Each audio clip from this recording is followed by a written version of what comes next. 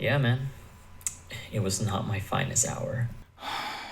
Yeah, this video is gonna be a lot.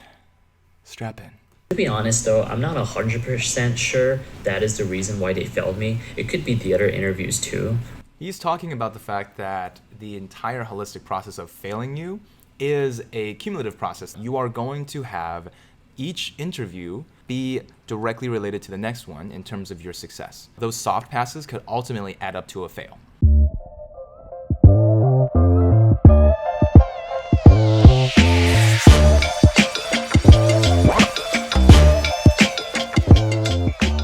If we haven't had the pleasure of meeting quite yet, my name is Andrew.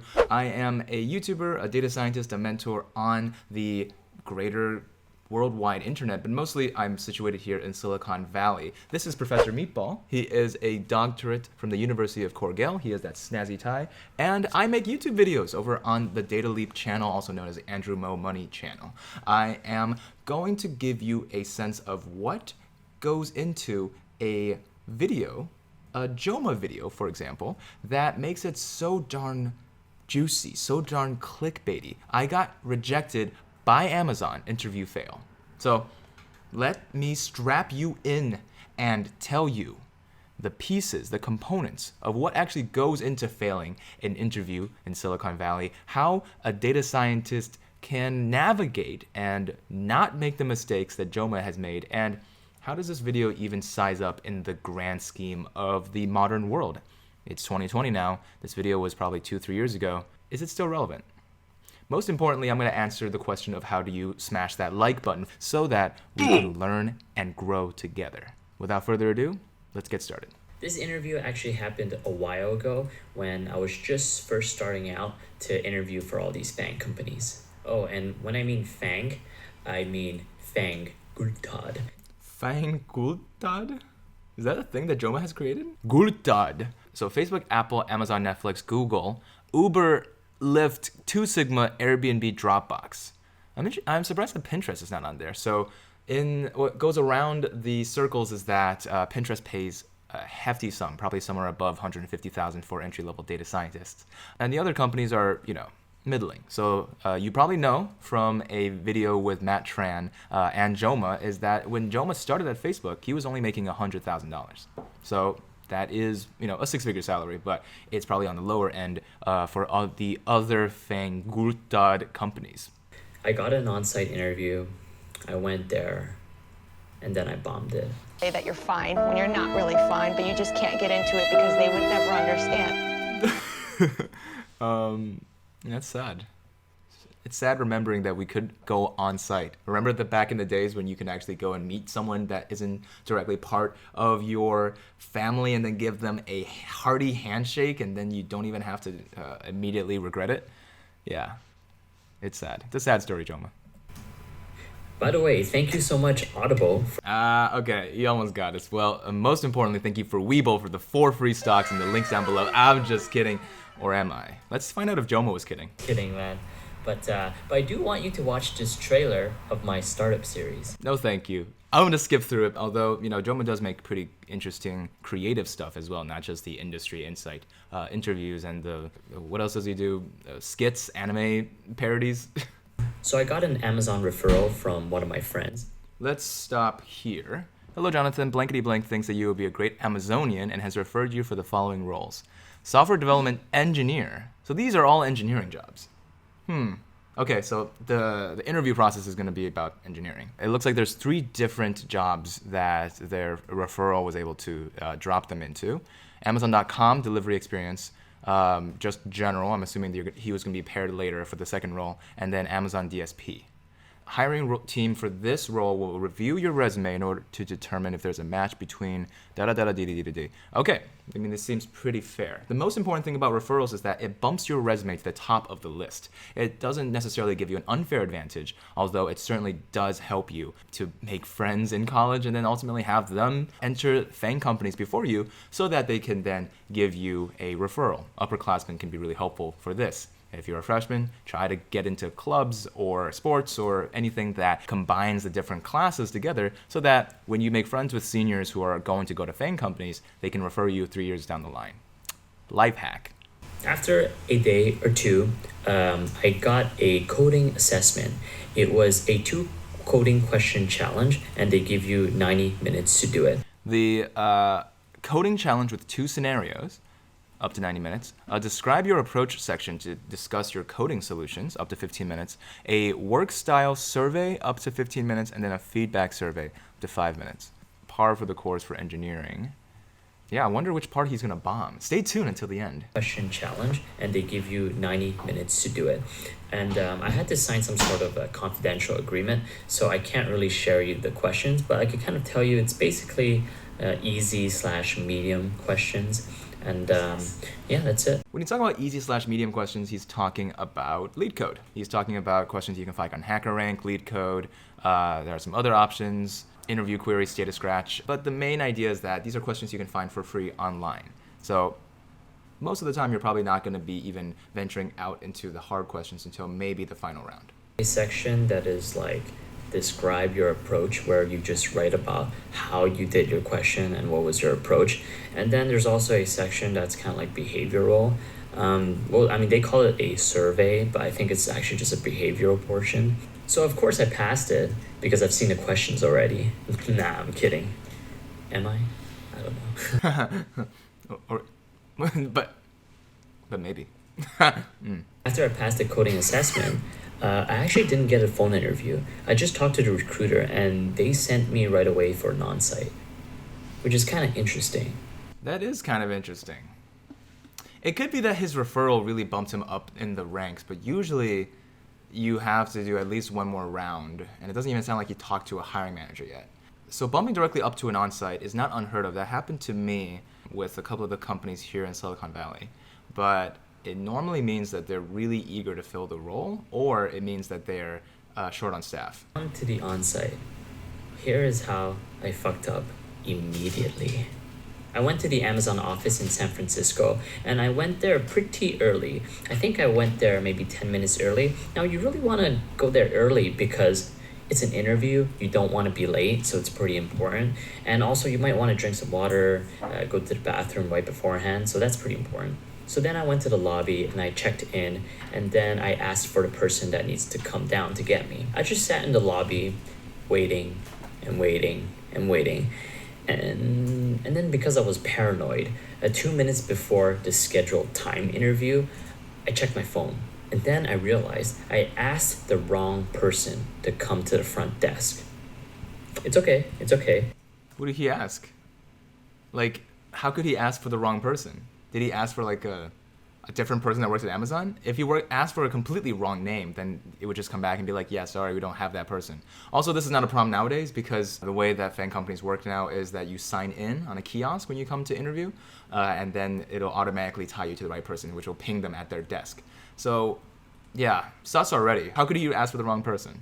Not a big problem, but I'm watching you, Joma Tech. That's your name? I fixed it. I went back to the front desk and I fixed it. No biggie, no problem.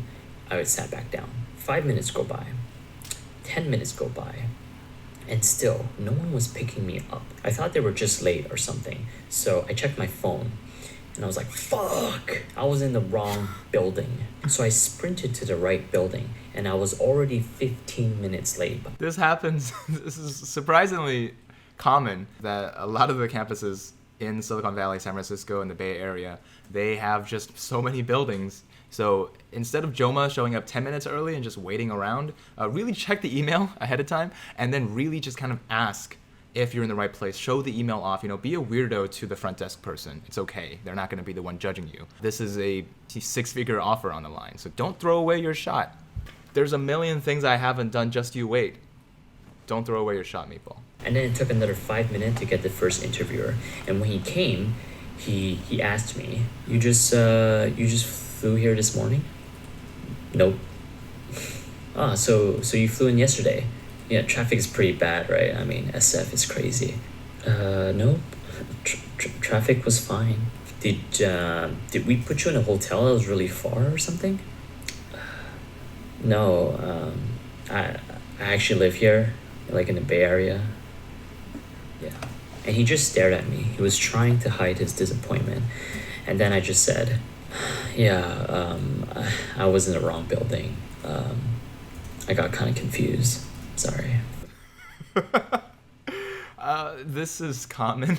This is common for the anxiety-stricken interviewer. Perhaps he's the hiring manager at this rate, trying to make some conversation. Don't be awkward. Just don't be like Joma. If you take anything away from this video, don't be like Joma, because Joma is awkward, and we don't want to be like him. All jokes aside, I would say that when you are in that situation, immediately explain yourself, right? Say, I read the email incorrectly. I went to the wrong building. I apologize greatly. You know, it's a terrible first impression, but I want to be able to make it up to you throughout the process of today, right? Make it clear, make it strong. Joma probably didn't even fumble that bad. This is probably for comedic effect.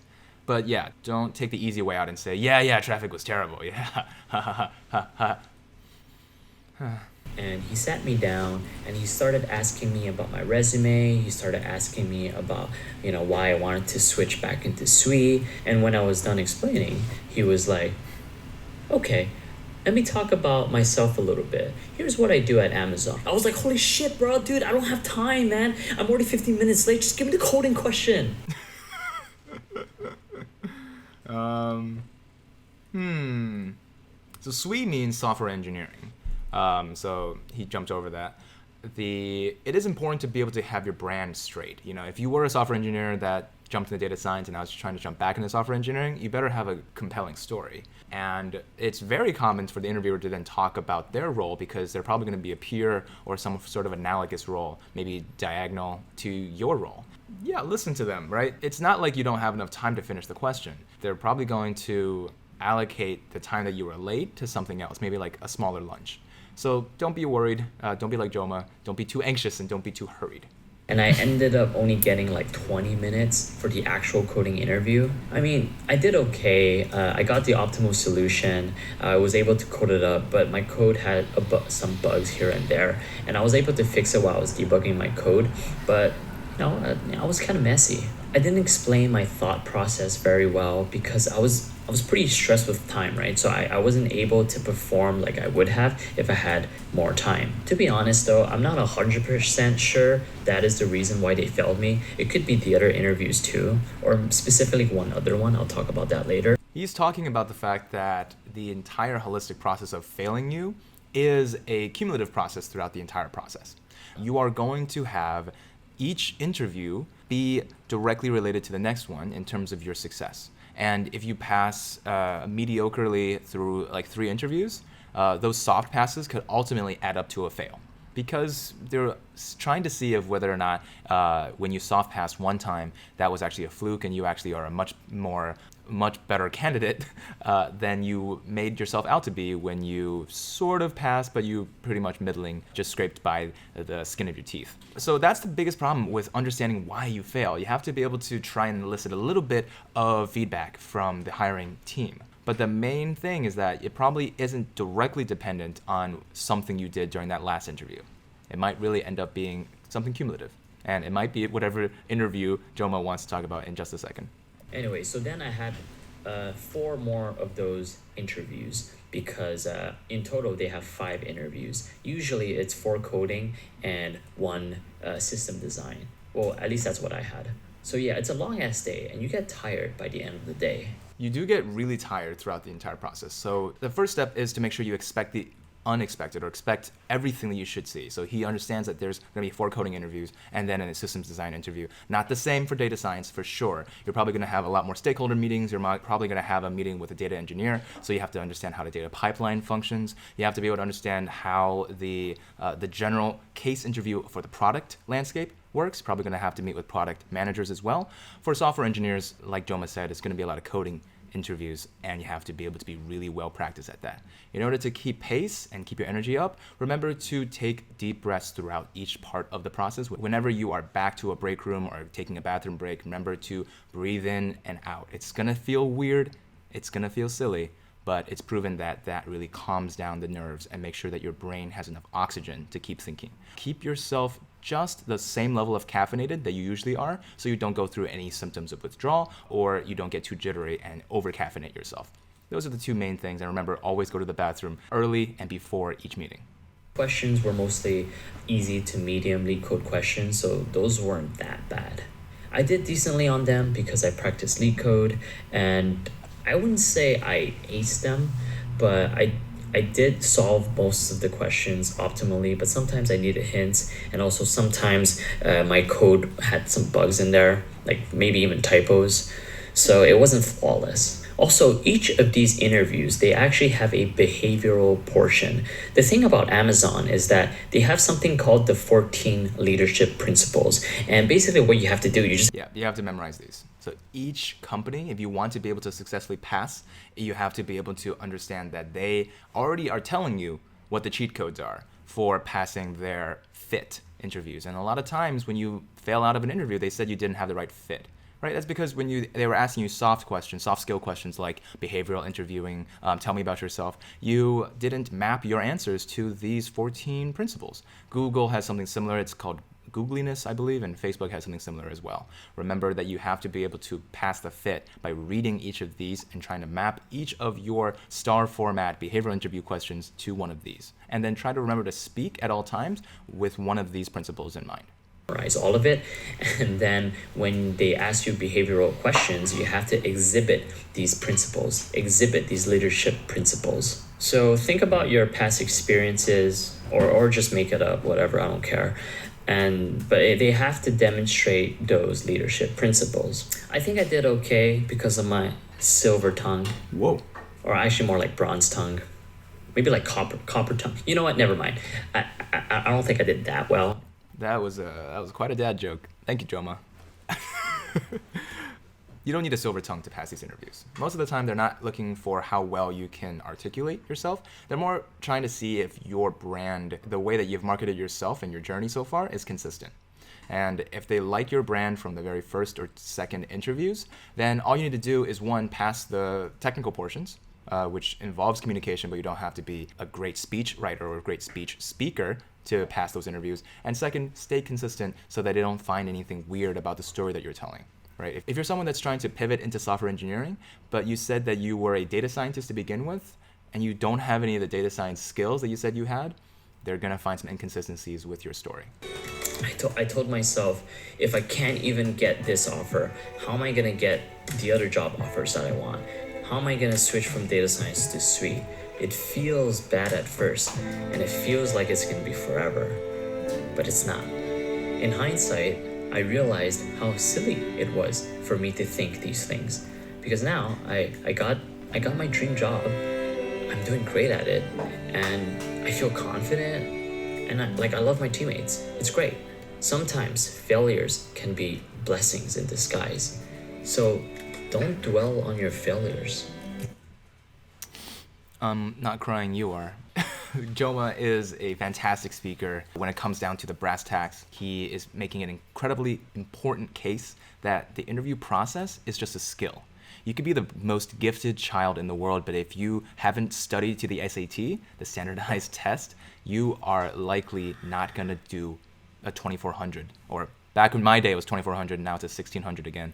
You're probably not going to make a perfect grade unless you study to the test. If you don't pass these interviews, it's not because you weren't good enough. It's because you were someone who varied their learning so much that you didn't study to the test. You are someone who is incredibly capable in your own right, something really important to remember. The most important thing to take away from Joma's story is that you should think about the ending, the vision of an incredible job, great teammates, great pay, great benefits, and a boss that appreciates you as inevitable. It's gonna come eventually. Your hard work is gonna pay off. Do not allow one bad series of interviews to define who you are. All right, so that's it. And yeah, don't forget to check out dailyinterviewpro.com. We send you... Oops. This is back when he was still doing stuff with Tech Lead. I wonder how that fell out. Well, if you're interested in what has happened with Joma recently and why he hasn't been posting regularly and what is the point of the lo-fi 24-hour stream, I'm happy to do some YouTube algorithm analysis and some YouTuber analysis as well.